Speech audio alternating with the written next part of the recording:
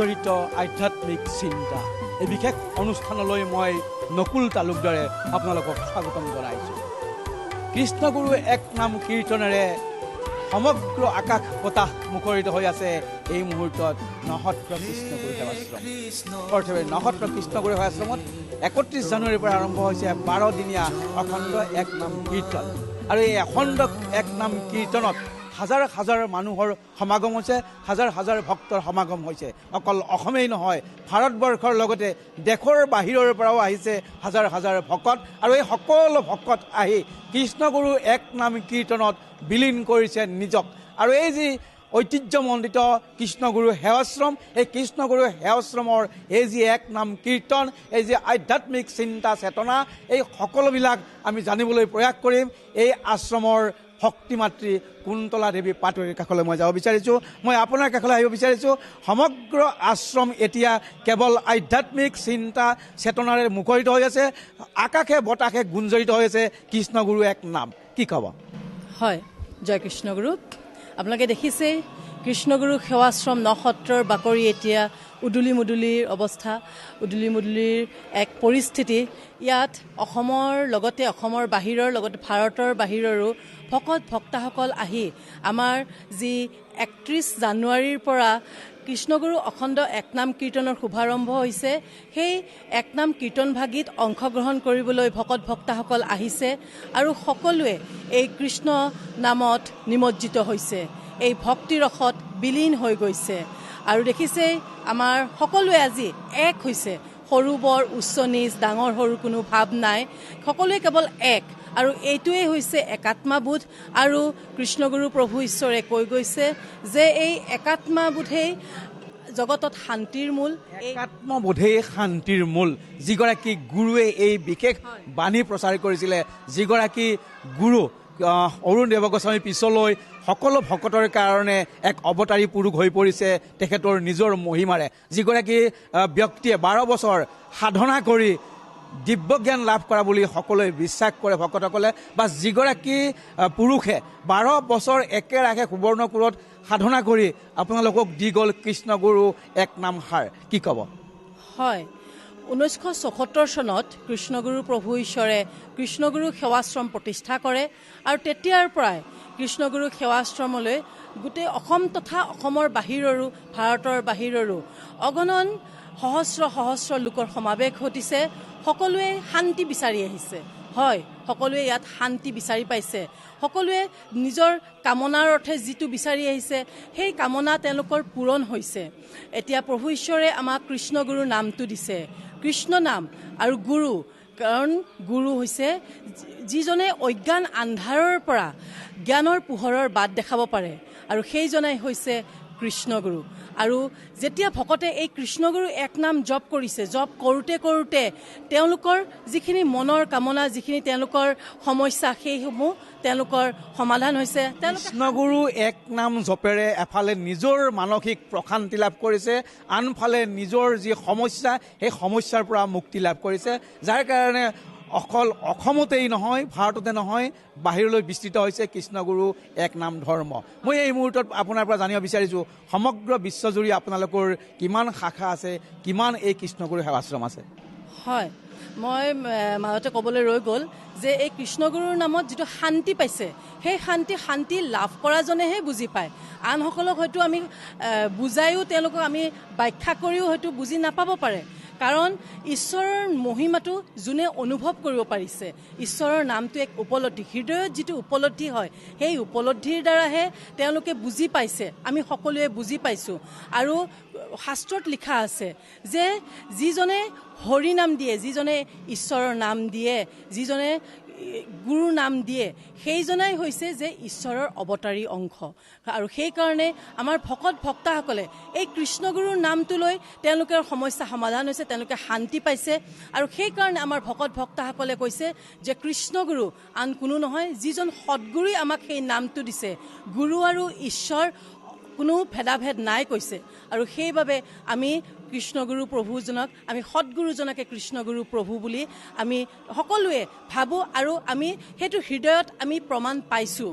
আৰু সেইটো হয়তো আমি কেনেকৈ বুজাম, কাৰণ সদগুৰুৰ সকলোৱে ঈশ্বৰ মানিছে, অৱতাৰ মানিছে, যাৰ কাৰণেই আজি এই পৰিৱেশ আৰু এই পৰিৱেশেই সেই কথা প্ৰতীয়মান কৰিছে। নতুনকৈ ক'বলৈ নিশ্চয় একো নাই। যিসকল ভকতে আহি আছে সকলোৱে অনুভৱ কৰিছে। মই পুনৰ আপোনাৰ পৰা জানিব বিচাৰিম, সমগ্ৰ দেশৰ পৰাই ভকত আহিছে, ক'ৰ পৰা ভকত আহি আছে বা দেশৰ বাহিৰৰ পৰাও ভকত আহিছে, কি ক'ব? হয়, অসম তথা অসমৰ বাহিৰতো ভাৰতৰ বিভিন্ন ৰাজ্যত আমাৰ সৰ্বমুঠ 107খন শাখা সেৱাশ্ৰম আছে। অসমৰতো প্ৰতিটো চুকে কোণে আছেই, আৰু অসমৰ বাহিৰত উত্তৰ প্ৰদেশৰ প্ৰয়াগৰাজত আমাৰ 3খন শাখা সেৱাশ্ৰম আছে। বৃন্দাবনত আমাৰ শাখা সেৱাশ্ৰম আছে। ইয়াৰ উপৰিও দিল্লীত আমাৰ শাখা সেৱাশ্ৰম আছে। বিহাৰৰ বেগুচৰাই আৰু ৰামপুৰ জিলাত আমাৰ কৃষ্ণগুৰু শাখা সেৱাশ্ৰম আছে। অৰুণাচলৰ পাছিঘাটত আছে। উৰিষ্যাত আমাৰ কৃষ্ণগুৰু শাখা সেৱাশ্ৰমৰ নিৰ্মাণ কাৰ্য আৰম্ভ হৈছেই, আৰু লগতে অসমৰ ভাৰততো বিভিন্ন ৰাজ্যত আছে। ইয়াৰ উপৰিও ভাৰতৰ বাহিৰতো আমাৰ বহুত শিষ্য আছে, আমাৰ ভক্তা আছে। এতিয়ালৈকে তাত আমাৰ সেৱাশ্ৰম গঢ় লৈ উঠা নাই, কিন্তু আমি অনাগত দিনত আমি ভাৰতৰ বাহিৰৰ বিভিন্ন ঠাইতো আমি শাখা সেৱাশ্ৰম তাত প্ৰতিষ্ঠা কৰিবলৈ নিশ্চয়কৈ ভাৰতৰ বাহিৰতো শাখা সেৱাশ্ৰম হ'ব, কিয়নো ভাৰতবৰ্ষৰ লগতে দেশৰ বিভিন্ন বা পৃথিৱীৰ বিভিন্ন প্ৰান্তত দেশৰ বাহিৰতো যথেষ্ট ভকত ইতিমধ্যে হৈছে, যথেষ্ট ফলোৱাৰ্ছ হৈছে। আৰু এই মুহূৰ্তত মই পুনৰ কৈছোঁ যে কৃষ্ণ নামে জাগৰণ হয় আধ্যাত্মিক চিন্তা চেতনা, আৰু সেই আধ্যাত্মিক চিন্তা চেতনাৰে নিজক বিলীন কৰিলে মানুহে পায় মানসিক শান্তি প্ৰশান্তি।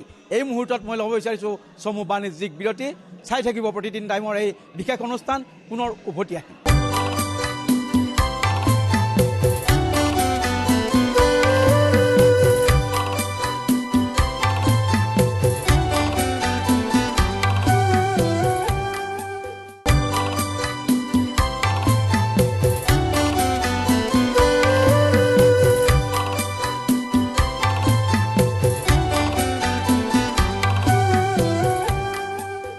জড় নহয়, জীৱ নহয়, গোষ্ঠী নহয়, আমি মাথো কৃষ্ণদাস পৰম আত্মাহে।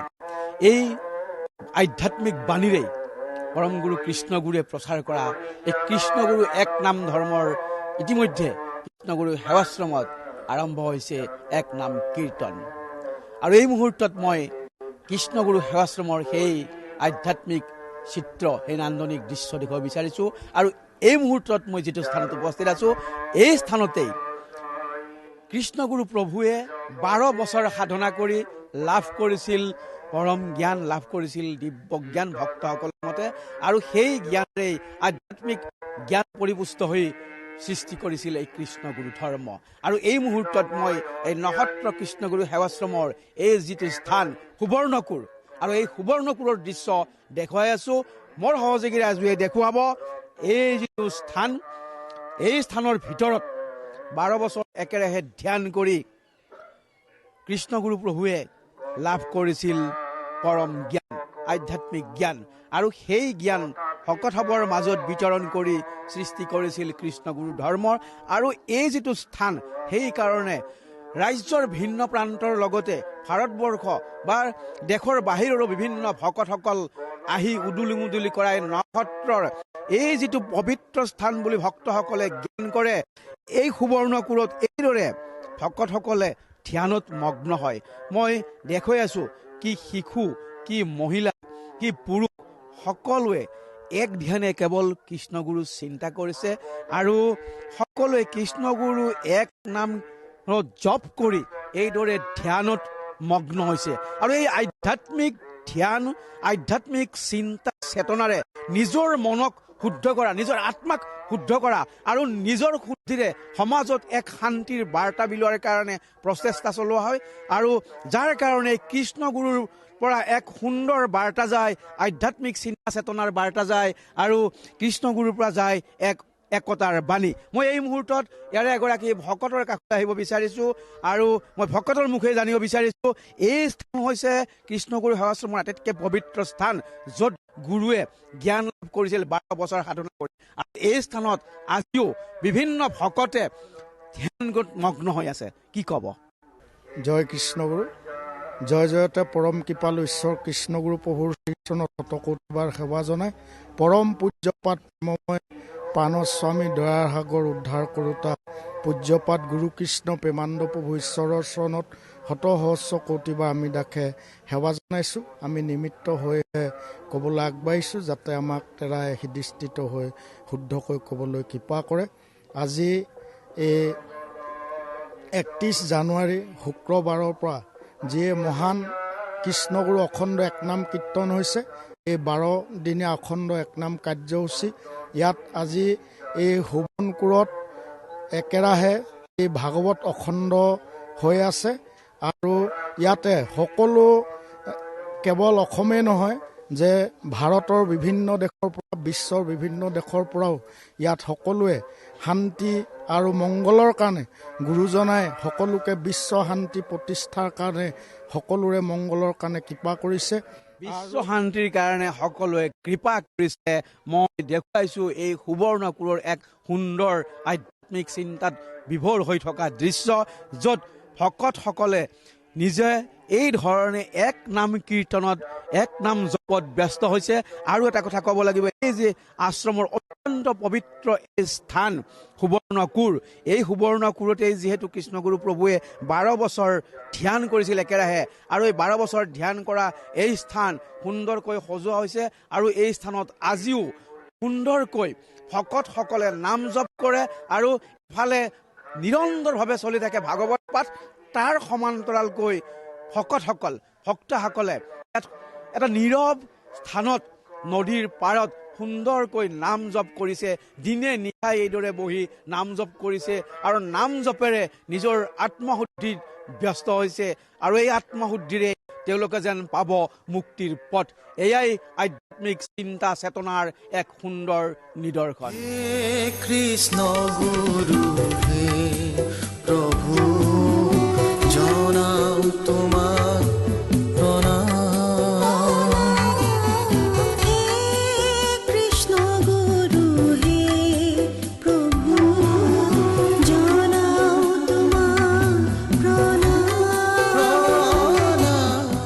জানুৱাৰীৰ পৰা নক্ষত্ৰ কৃষ্ণগুৰু সেৱাশ্ৰমত চলি থকা এক নাম অখণ্ড কীৰ্তনৰ যি হাজাৰ হাজাৰ ভক্তৰ সমাগম, সেই ভক্তক অহৰ্নিশে দি থকা হয় সিদ্ধপ্ৰসাদ। আৰু এই মুহূৰ্তত আমি সিদ্ধপ্ৰসাদৰ যি ব্যৱস্থা কৰা হয় ভজনালয়ৰ দৃশ্য দেখুৱাব বিচাৰিছোঁ। ভকতসকলে এয়া ভজনৰ দিহা কৰিছে, আমি সেই দৃশ্য দেখুৱাব বিচাৰিছোঁ। প্ৰায় 40টা চৌকা অহৰ্নিশে ইয়াত জ্বলি আছে। আৰু এই আশ্ৰমলৈ যিসকল ভক্তা আহে, সেই ভক্তাক সুন্দৰকৈ সিদ্ধপ্ৰসাদ পৰিৱেশন কৰাৰ কাৰণে দিনে নিশাই ইয়াত এইদৰে তৈয়াৰ হৈ আছে সিদ্ধপ্ৰসাদ। ভকতসকলে সিদ্ধপ্ৰসাদ সিজোৱাটো মুখত এই সকলো সময়তে ৰাখিছে কৃষ্ণগুৰুৰ নাম, আৰু সকলোৱে মুখত কৃষ্ণগুৰুৰ নাম ৰাখি এইদৰে সাত্বিকতাৰে সিদ্ধপ্ৰসাদৰ ব্যৱস্থা কৰিছে। মই এগৰাকী ভক্তৰ কাষলৈ আহিব বিচাৰিম, মই আপোনাৰ কাষলৈ আহিব বিচাৰিছোঁ। দেখিবলৈ পোৱা গৈছে হাজাৰ হাজাৰ ভকতৰ সমাগম ঘটিছে এই কৃষ্ণগুৰু সেৱাশ্ৰমত। যিহেতু 31 জানুৱাৰীৰ পৰা আৰম্ভ হৈছে আৰু 12 দিনীয়াকৈ আপোনালোকৰ এই এক নাম কীৰ্তন, যথেষ্ট ভক্তৰ সমাগম। কিন্তু এই সকলো ভক্তক সিদ্ধপ্ৰসাদ দিয়াৰ কাৰণে আপোনালোকৰ এক সুন্দৰ আয়োজন, আৰু সেয়া এক আধ্যাত্মিক চিন্তা চেতনাৰে মুখত কৃষ্ণগুৰুৰ নাম লৈ তেওঁলোকে সিদ্ধপ্ৰসাদ সিজাই থকা আমি দেখিছোঁ। কি ক'ব? জয় কৃষ্ণগুৰু। আমাৰ যোৱা 31 জানুৱাৰীৰ পৰা কৃষ্ণগুৰু এক নাম অখণ্ড কীৰ্তন আৰম্ভ হৈছে। ই অৱৰিতভাৱে চলি থাকিব 12 ফেব্ৰুৱাৰী ৰাতিপুৱা 6 বজালৈকে। এতিয়া আমাৰ ইয়াতে দৈনিক আমি দুপৰীয়া সিদ্ধান্ন আৰু ৰাতি সিদ্ধান্ন দি আছোঁ। আমাৰ 31 তাৰিখ মানে যথেষ্ট ভকতৰ সমাগম হৈছিলে। আজি যিহেতু সোমবাৰ 40টা চৌকা জ্বলাইছোঁ। এনে আমি আপোনাৰ 1 তাৰিখ বা অহা শনিবাৰ ৰবিবাৰলৈকে আমাৰ বহুত ভকত আৰু সমাগম হোৱাৰ আশা আছে। হাজাৰ হাজাৰ ভকতসকল যে এই কৃষ্ণগুৰু সেৱাশ্ৰমলৈ আহিছে, তেওঁলোকে কিদৰে আছে আমি এই মুহূৰ্তত এই শিবিৰ দেখুৱাব বিচাৰিছোঁ। এয়া চাওক, হাজাৰ হাজাৰ ভকতে একেলগে এটাই শিবিৰ, য'ত তেওঁলোকে একেলগে শুইছে, সকলোৱে বিশ্ৰাম লৈছে। মোৰ সহযোগী ৰাজুৱে দেখুৱাব কিদৰে ভকতসকলে অবিৰাম মুখত কৃষ্ণগুৰুৰ নাম লৈ এইদৰে শিবিৰত আছে আৰু তেওঁলোকে কৃষ্ণ নামত মজ্জিত হৈছে, আধ্যাত্মিক চিন্তা চেতনাৰে নিজক শান্ত কৰিছে, নিজৰ মনক শান্ত কৰিছে। সেই দৃশ্য আমি দেখুৱাইছোঁ। আৰু এই মুহূৰ্তত মই ভকতৰ কাষলৈ যাব বিচাৰিম। বিভিন্ন প্ৰান্তৰ পৰা এই স্থানলৈ আহিছে, যাৰ কাৰণে পবিত্ৰ তীৰ্থস্থানত পৰিণত হৈছে নসত্ৰৰ কৃষ্ণগুৰু সেৱাশ্ৰম। এগৰাকী ভকত আছে যিগৰাকী ৰাজ্যৰ বাহিৰৰ পৰা আহিছে। আপ কাহা से हो? मैं अभी तो दिल्ली से आया हूँ सर, और कितने दिन से ये आश्रम से जुड़े हुए हैं? मैं 1996 से जुड़ा हुआ हूँ इस आश्रम से। और आकर कैसा लगा? यहाँ करके एकदम शांति, ऐसी शांति महसूस होती है जैसे पहले कभी मिली ही नहीं। জয় কৃষ্ণ। আমি এই ডুমডুমাৰ পৰা অহা হৈছে। কেতিয়াৰ পৰা আহি আছে এই আশ্ৰমত? এই আশ্ৰমত আমি এতিয়া 20 বছৰমান হৈছে, তেতিয়াৰ পৰা আহি থকা হৈছে। 20 বছৰ ধৰি আহি আছে। আমি দেখুৱাই আছো। ক'ৰ পৰা আহিছে? ডিগবৈ পৰা। ডিগবৈ। আশ্ৰমলৈ আহি কেনেকুৱা লাগিছে? ভাল লাগিছে, চববাৰে আহোঁ আমি। ইমান ধুনীয়া শিবিৰ, য'ত হাজাৰ হাজাৰ ভকত একেলগে বিশ্ৰাম লৈ আছে, একেলগে জিৰণি লৈছে, একেলগে হৈছে, কি ক'ব? ভাল লাগে ইয়াত বহুত, ইমান ভকতৰ মাজত একো নহয় আমাৰ ইয়াত কাজিয়া, বহুত ভাল লাগে ইয়াত থাকি। মই আন এগৰাকী মহিলাৰ কাষলৈ যাব বিচাৰিম। ক'ৰ পৰা আহিছে? ডিব্ৰুগড়। বাগানীয়া হয়। কেনেকুৱা লাগিছে ইয়াত আহি? বহুত ভাল লাগিছে। কেতিয়াৰ পৰা আহি আছে? এইটো মোৰ 5 বছৰমান। এয়াই আচলতে বিভিন্ন জাতি জনগোষ্ঠীৰ ইয়াত মিলনভূমি হৈছে। বড়ো কছাৰী সকলো বা মুছলমান ভকতো ইয়াত কিন্তু আছে, সেয়াও এক নিদৰ্শন। আৰু সেয়াই হৈছে কৃষ্ণগুৰু সেৱাশ্ৰমৰ এক সুন্দৰ নিদৰ্শন। প্ৰতি বছৰে যে এক নাম কীৰ্তন হয়, এই 12 দিনীয়া এক নাম অখণ্ড কীৰ্তনত অংশ ল'বলৈ ৰাজ্যৰ লগতে ৰাজ্যৰ বাহিৰৰ পৰা এইদৰে হাজাৰ হাজাৰ ভকত আহিছে। আৰু সকলোৱে এই যিটো শিবিৰ আমি দেখুৱাইছোঁ, এই শিবিৰত সুন্দৰকৈ বিশ্ৰাম লৈছে। আৰু বিশ্ৰাম লোৱা সময়খিনিতো প্ৰতি মুহূৰ্ততে মুখত ৰাখিছে কৃষ্ণগুৰু এক নাম কীৰ্তন।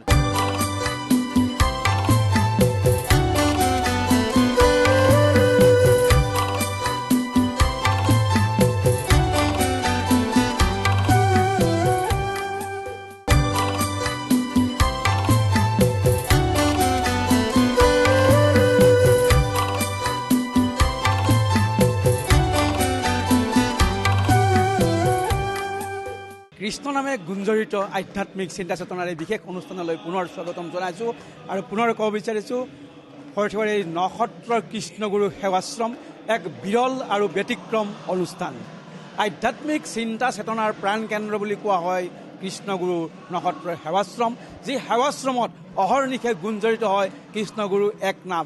আৰু যোৱা 31 জানুৱাৰীৰ পৰা আৰম্ভ হৈছে 12 দিনীয়া কৃষ্ণগুৰু অখণ্ড এক নাম কীৰ্তন। আৰু এই অখণ্ড এক নাম কীৰ্তনত দেখিবলৈ পোৱা গৈছে ভাগে ভাগে ভাগৱত পাঠ আৰু অখণ্ড এক নাম কীৰ্তন, এক নাম জপ। এই মুহূৰ্তত মই পুনৰ ভক্তিমাতৃৰ কাষলৈ আহিব বিচাৰিছোঁ।